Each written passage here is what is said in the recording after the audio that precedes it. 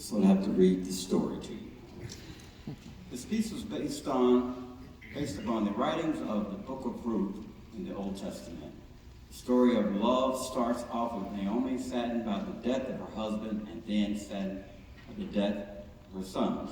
The lady Ruth stays by her mother-in-law's side as she goes to work.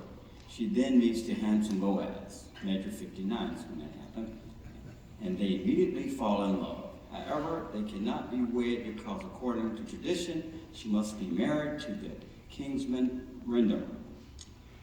Boaz makes an announcement, measure 97, in front of the council that the kinsman redeemer shall receive the property of Elimelech. He quickly accepts until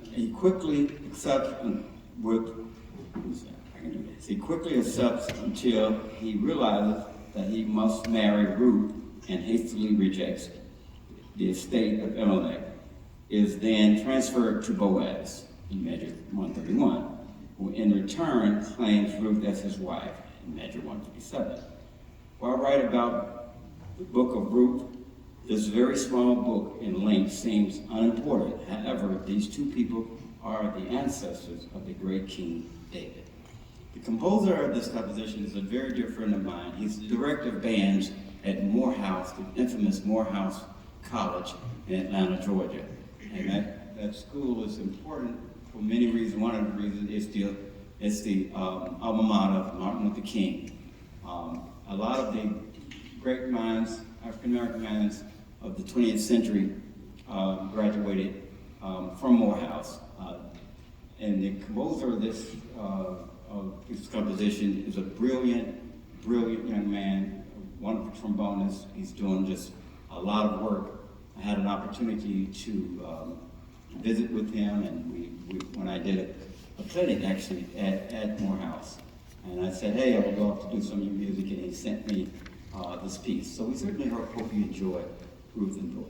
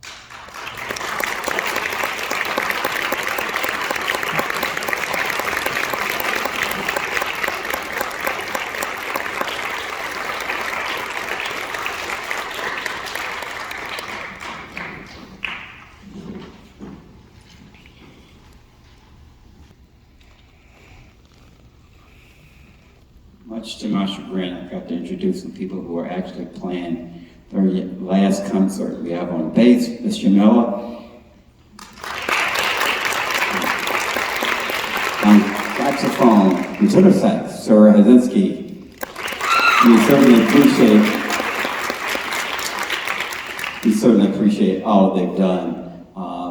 That 4 years of putting up with me, badgering and cajoling them. I'm sure they're going to go off and do really great things.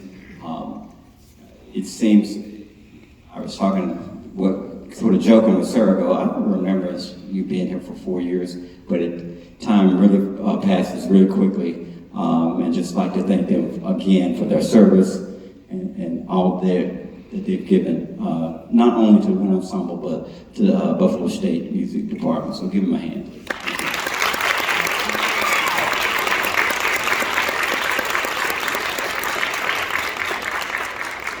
Before we play our last selection, I would like to recognize some very special people, and they're a little, this time of semester, that they're a little worn, but their spirit is still there. My colleagues, professors in the music department, if you are out in the audience now, please stand.